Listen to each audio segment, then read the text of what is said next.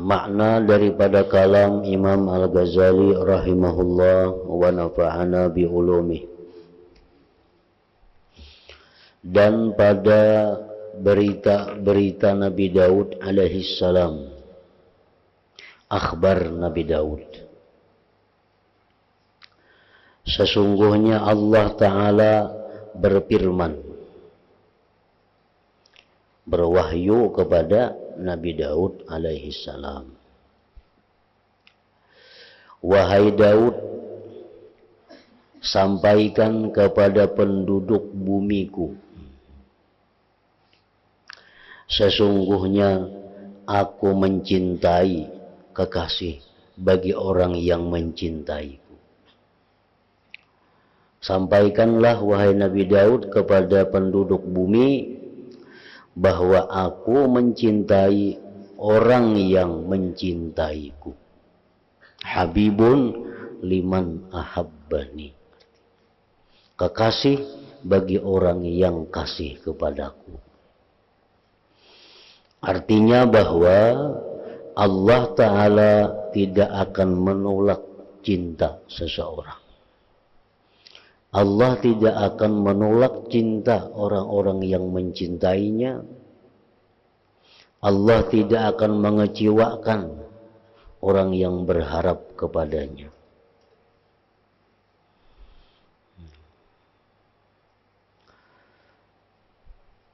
Teman duduk bagi orang yang sekedudukan denganku. Artinya teman duduk bagi orang yang mau duduk denganku. Nah, kalau kita hendak duduk lawan Tuhan, maka Tuhan bersedia menemani kita duduk. Maksudnya adalah di situ antara lain membaca kitab Allah,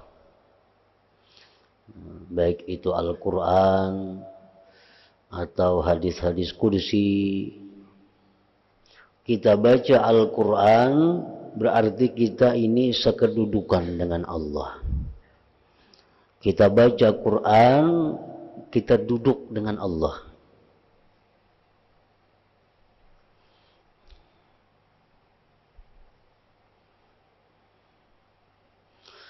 Kapan saja kita hendak duduk lawan Allah, Allah bersedia mengawani kita duduk.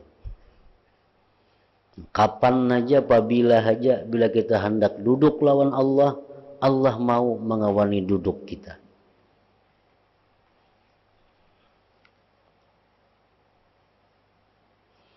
Nah, itu artinya teman duduk bagi orang yang sekedudukan denganku. Teman duduk bagi orang yang mau duduk denganku. Penyenang hati bagi orang yang senang hati dengan berzikir ingat kepadaku. Orang-orang yang berzikir kepada Allah, itu hatinya pasti ditenangkan oleh Allah. Orang yang berzikir kepada Allah, hatinya pasti ditenteramkan oleh Allah. Ala bizikrillah tatmainnul qulub. Itu Al-Quran sudah menyatakan demikian. Ala bizikrillah, ketahuilah bahwa dengan berzikir kepada Allah, tatmainnul qulub, tentram itu hati.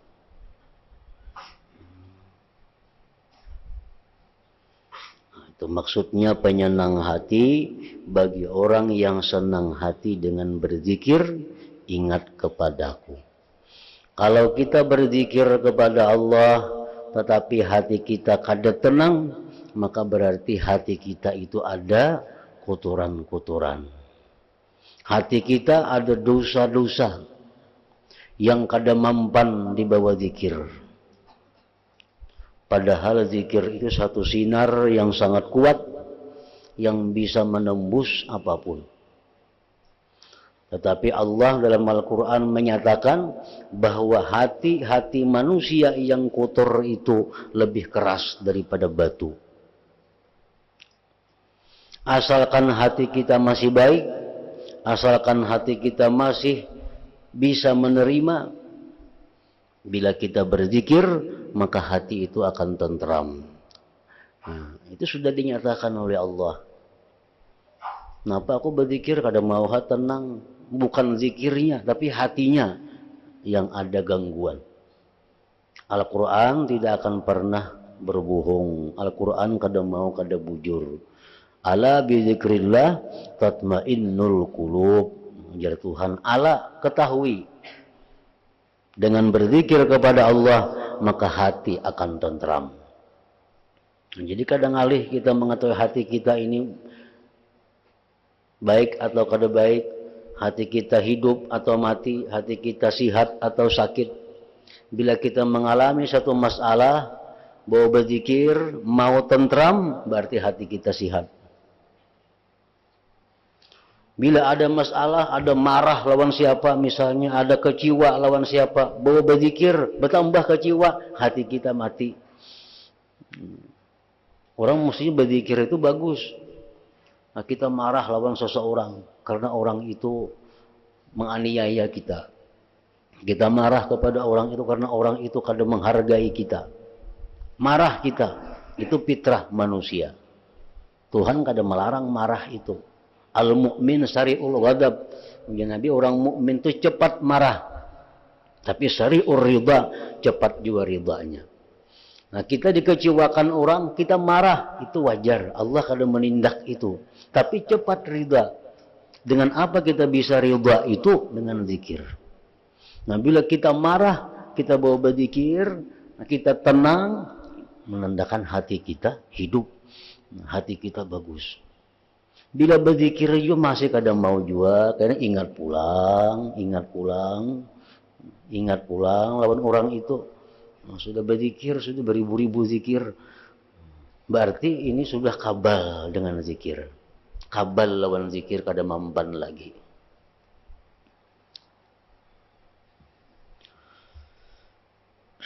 Kawan bagi orang yang mengawani aku. Mun kita hendak bakawan lawan Tuhan, 24 jam Tuhan siap mengawani. Namun manusia ini ada aur, ada sibuk. Kita kadang-kadang 24 jam minta kawani. Tapi kalau Allah kita hendak minta kawani 24 jam, Allah siap mengawani.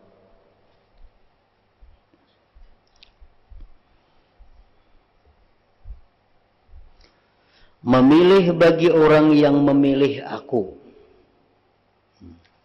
Bila orang ujar Tuhan memilih aku, dia akan kupilih. Dan mematuhi bagi orang yang patuh taat kepadaku. Kalau kita taat kepada Allah, Allah pun akan membalas ketaatan kita itu. Kalau kita taat kepada Allah, Allah taat kepada kita. Itu bahasanya kayak itu. Man ata'ani ata'tuhu. Ujar Tuhan, siapa yang taat kepadaku, aku akan taat kepadanya. Nah, itu terjemahnya. Maksudnya apa? Barang siapa yang taat kepada Allah, maka Allah akan selalu memudahkan kita untuk jalan taat-taat yang berikutnya. Asal taatnya ini bujur. Orang yang bujur-bujur taat kepada Allah, Allah pasti memudahkan, memuluskan jalan untuk taat-taat yang berikutnya. Itu bukan artinya Allah itu taat kepada kita, hakun apa nengjar kita, kada. Kan terjemahnya macam itu, ana muti'un liman ata'ani. Ujar Tuhan, aku taat kepada orang yang taat kepadaku. Aku tunduk kepada orang yang tunduk kepadaku. Berarti Tuhan tuh mau apa nengjar kita, karena kita hakun pernah belajar Tuhan. Bukan itu maksudnya. Nah, maksudnya bila kita taat kepada Allah, Allah akan selalu memudahkan jalan-jalan kita untuk taat yang selanjutnya.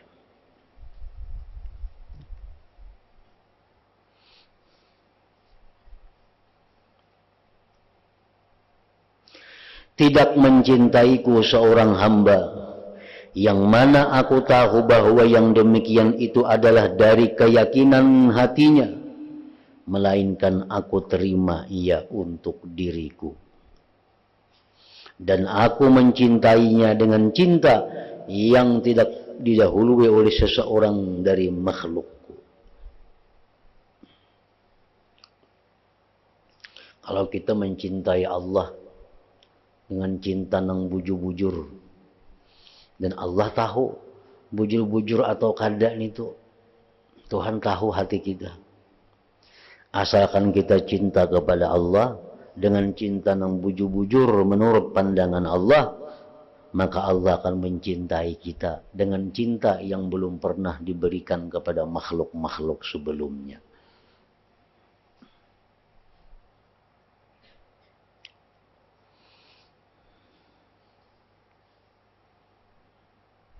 Jadi balasan yang diberikan Allah kepada orang yang mencintai Allah itu kada sama lawan balasan-balasan orang dahulu. Apabila kita mencintai Allah dengan bujur-bujur cinta, maka Allah pun akan mencintai kita dengan cara yang baru. Bukan dengan cara Allah mencintai si A, si B, si C yang dahulu itu.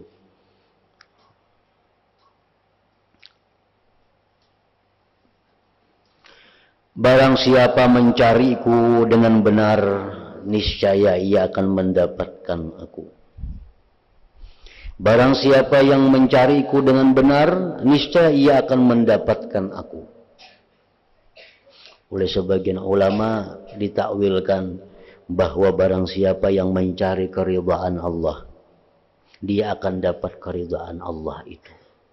Orang yang bujur-bujur hendak keridhaan Allah, diberi Tuhan keridhaan itu.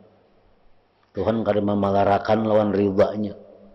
Tuhan kada memilih si A si B yang diberi si A, kada demikian. Siapakah nang bila hendak keridhaan Tuhan, Allah beri keridhaannya itu.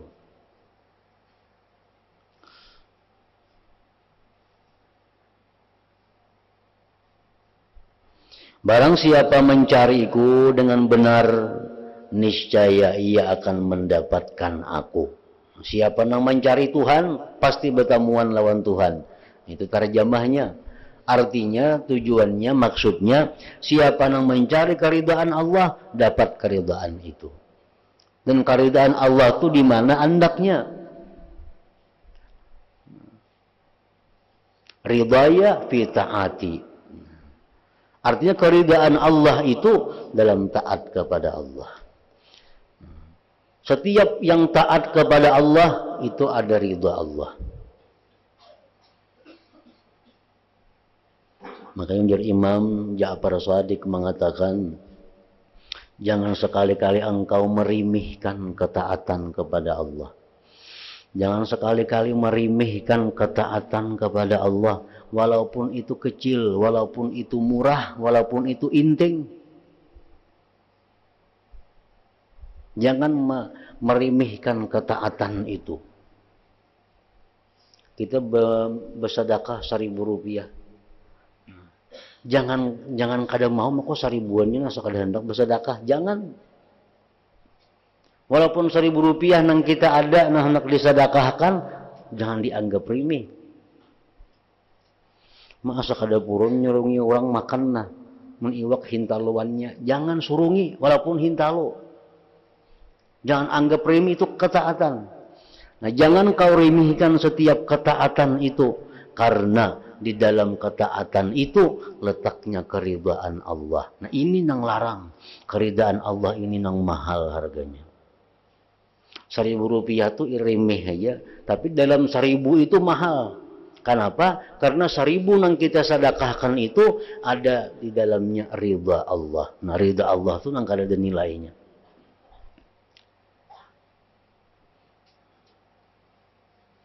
Sama sebaliknya ujar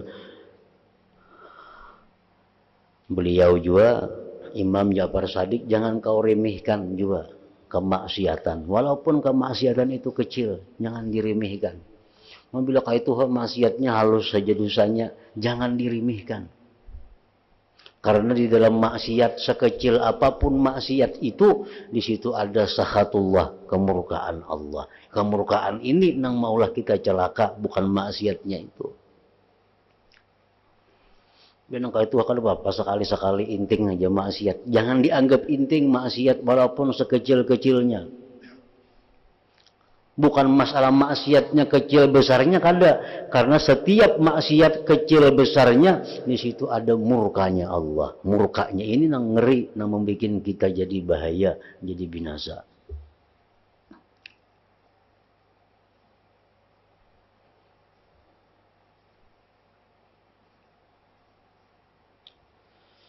Barang siapa mencariku dengan benar, niscaya ia akan mendapatkan aku, dan barang siapa mencari selain aku, niscaya ia tidak akan mendapatiku. Itu sudah jelas. Kalau kita beribadah kepada Allah, tapi tujuan kita bukan kepada Allah, jelas Allah kada akan memberi apa-apa. Kita beribadah, tapi tujuannya ini kada karena Allah.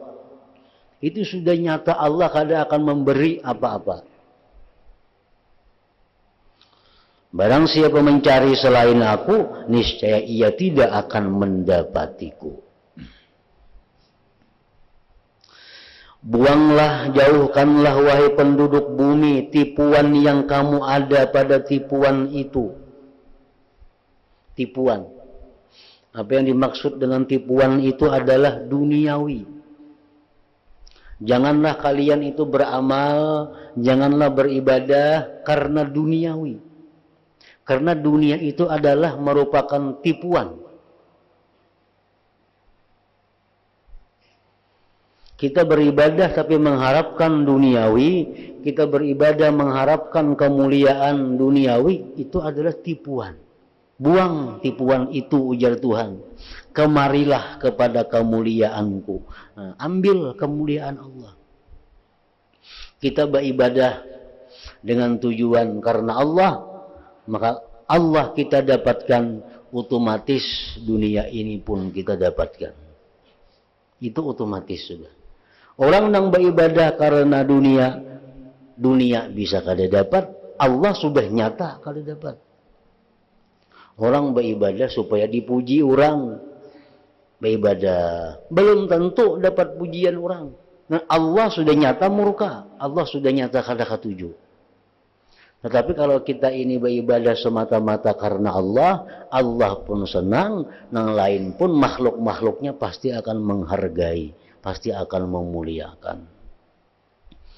Nah ini jadi Tuhan, buanglah wahai penduduk bumi tipuan yang kamu ada pada tipuan itu.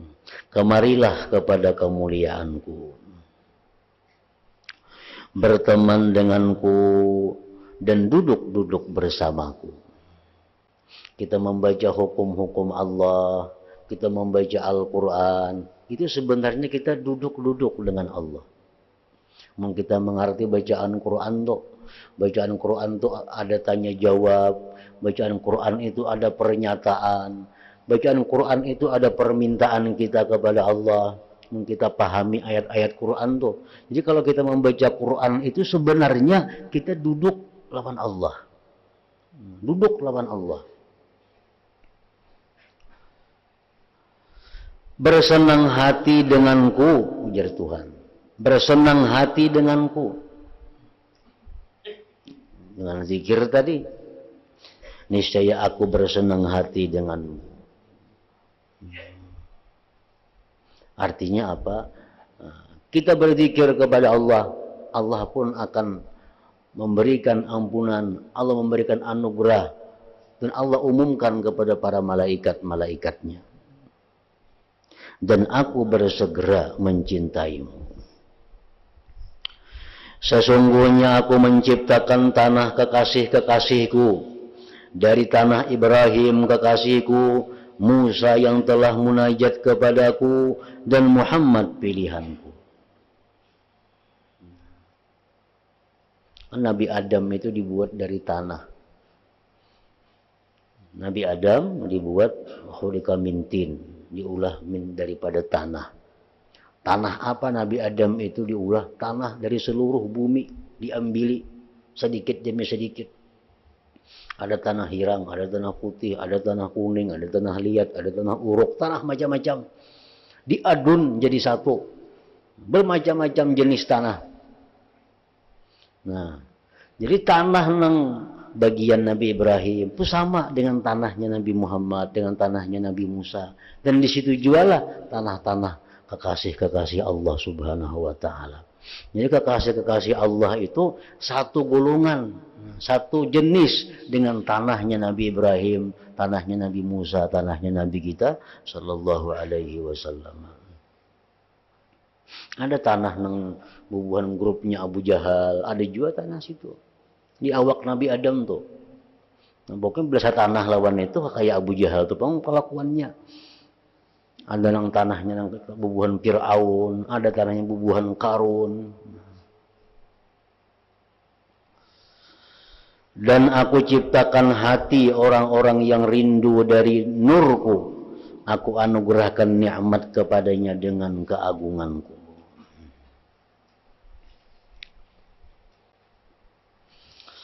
Diriwayatkan dari sebagian orang salaf bahwasanya Allah Ta'ala telah mewahyukan kepada sebagian orang-orang siddiqin, sesungguhnya aku mempunyai hamba-hamba dari hamba-hambaku yang mencintai aku dan aku mencintai mereka. Mereka rindu kepadaku dan aku pun rindu kepada mereka. Mereka selalu berzikir ingat kepadaku dan aku pun ingat kepada mereka. Dan mereka memandang kepadaku dan aku pun memandang kepada mereka. Maka jikalau kamu turuti jalan mereka, niscaya aku cinta kepadamu. Dan jikalau kamu berpaling dari mereka, niscaya aku akan murka kepadamu. Ujar Tuhan kepada orang siddiqin bahwa aku ada berisi hamba-hamba yang hamba itu cinta kepadaku dan aku pun cinta kepadanya. Hambaku itu rindu kepadaku dan aku pun rindu kepadanya. Hambaku itu berzikir kepadaku, aku pun menyebut-nyebut namanya. Siapa yang mengikuti jalan mereka itu, maka aku cintai dia. Siapa yang berpaling daripada jalan mereka itu, maka aku murka kepadanya. Orang-orang siddiqin bertanya, wahai Tuhanku, apakah tanda-tanda mereka? Karena yang tadi samuan perkara-perkara hati. Aku ge Tuhan ada besi hamba nang inya cinta kepadaku, aku cinta kepadanya. Cinta itu dalam hati anaknya.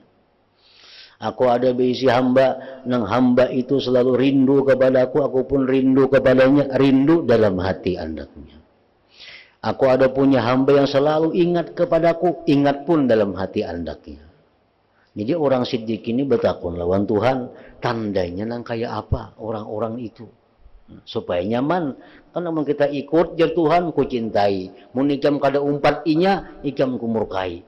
Kayak apa garang tandanya orang itu nang mesti kita ikuti, nang mesti kita umpati, macam apa tandanya? Allah berfirman, mereka memperhatikan bayang-bayang di siang hari. Itu tandanya. Sebagaimana memperhatikan penggembala yang sayang akan kambingnya. Itu salah satu tandanya. Mereka itu memperhatikan bayang-bayang di siang hari. Artinya apa? Mereka ini orang yang memperhatikan waktu untuk salat. Yang apabila sampai waktu salat itu, mereka salat. Urusan apapun yang mereka hadapi, bila sampai waktu salat, mereka salat. Itu salah satu tandanya. Kan baharinya kadada pang jam ini. Kadada jam. Jadi hambayang dipitihi. Bila tungkat tu hambayang sekian, berarti sambayang ini. Bila hambayangnya sudah sekian, berarti sambayang asar. Kadada jam, kadada waktu. Dan hadis-hadis Nabi pun bicara masalah waktu sembahyang dengan hambayang. Nah, salah satu tanda orang itu adalah orang yang memperhatikan bayang-bayang itu. Artinya apa? Orang-orang yang sembahyangnya itu selalu di awal waktu. Ibarat wahini itu pandang jam, beluman lagi. Kena itihi jam, belum lagi. Nah, itu orang bahari, ya matahari diitihi bayang-bayang. Kayak di zaman Nabi, kadang-kadang sejen suruh sahabat, ikam tulak naik gunung, sudahkah tinggalan matahari? Sahabat naik ke gunung, tinggalan matahari wahai Rasulullah, bang maghrib. Nah, karena kan dari jam tangan, kan dari jam dahulu. Karena Isa pulang, suruh pulang sahabat naik ke gunung, lihati sapak ahmar, apakah sudah tinggalan sapak ahmar atau belum? Naik sahabat ke gunung, ambil kubais itu, naik gitu, bila sudah tinggalan sapak ahmar, bang Isa, nah kayak itu. Yuhur kayak itu itu. Nah, orang-orang yang hidupnya ini adalah menunggu waktu. Jangan sembahyang nang menunggu kita, jangan. Jangan sembahyang ini nang sudah tuntung kesibukan kita, jangan. Malang lagi nah ini pukul 2 sembahyang. Ini sembahyang ngarannya nama hadangi kita. Itu kada ashabul wakti. Orang yang memperhatikan bayang-bayang itu orang yang menunggu salat. Jam 11 sudah hari, tumat lagi. Kenapa nggak dia pulang jam, 11 seperapat, sawat saja lagi. Tangan 12, sawat saja lagi. 12 kurang seperapat, masa sadang sudah ampe. Ini berudu-udu, bang orang. Nah, itu ashabul wakti ngarannya. Sembahyang ini selalu jadi perhatian. Sembahyang selalu jadi kepentingan. Sehingga apapun kesibukannya, bila sampai waktu, berhenti. Nah, ini orang yang memperhatikan bayang-bayang maksudnya.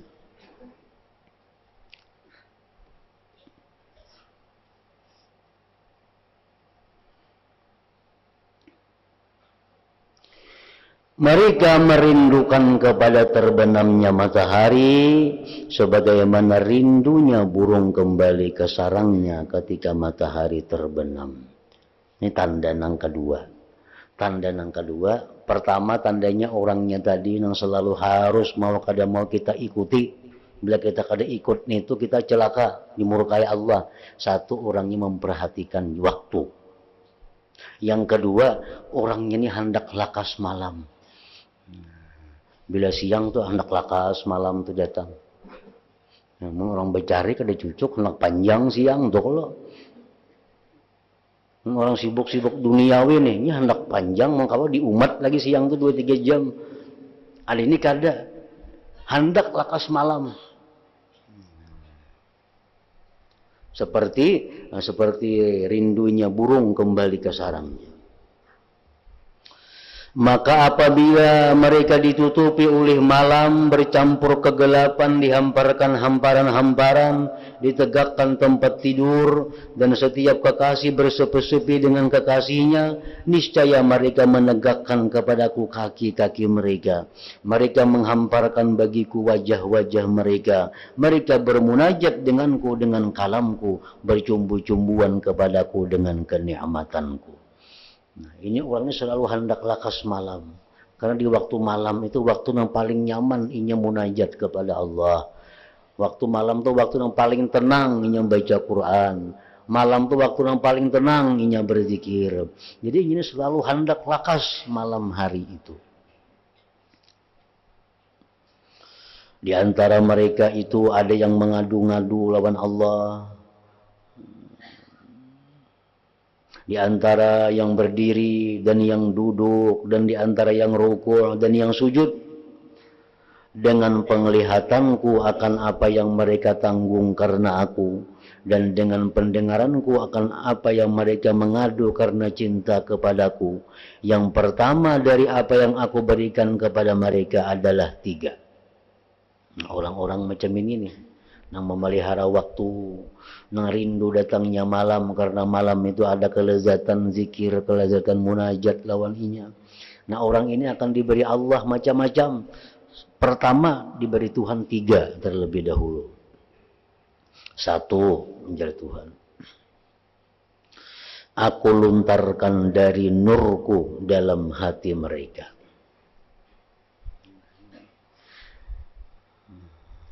Aku lontarkan dari nurku dalam hati mereka, sehingga hati mereka itu terang.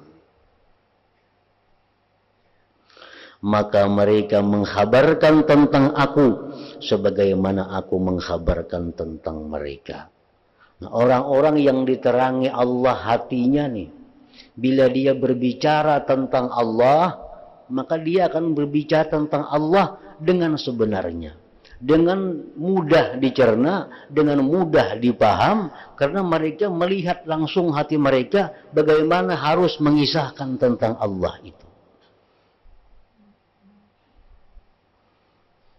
Dan mereka menghabarkan tentang aku, ujar Tuhan, sebagaimana aku menghabarkan tentang mereka.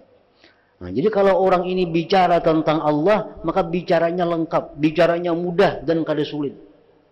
Satu, itu diberi Allah, karena ada cahaya di dalam hatinya. Nah, yang kedua, jikalau langit dan bumi seisinya dalam timbangan mereka, niscaya aku pandang sedikit yang demikian itu untuk mereka. Andai kata pahala-pahala yang diberikan kepada mereka tuh seberat langit, bumi, masih aku anggap sedikit lagi Tuhan pahalanya itu. Banyak lagi pahalanya pada itu. Nah, yang ketiga, aku menghadap dengan wajahku kepada mereka.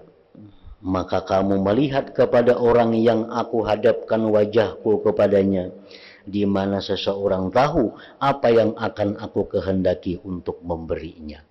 Kalau orang itu sudah diterima oleh Allah, kalau orang itu sudah disambut oleh Allah, kita pasti kalau membayangkan hadiah apa yang akan diberikan Allah kepada orang itu. Kalau kita menamu kepada pembesar, naik ke pembesar, pembesar dengan senang hati menerima kita. Pembesar itu dengan senang hati menyambut kedatangan kita. Kita sudah kau membayangkan hadiah apa yang akan diberikan pembesar itu kepada tamunya itu. Nah, demikianlah mereka ini orang-orang yang Allah hadapi mereka, yang Allah puji mereka, yang Allah besarkan mereka. Kita kau membayangkan hadiah apa yang akan diberikan Allah kepada mereka itu. Nah, itu tanda-tanda orang-orang tersebut. Dan ini pemberian pertama yang diberikan Allah kepada mereka. Selanjutnya belum pemberian yang berikutnya.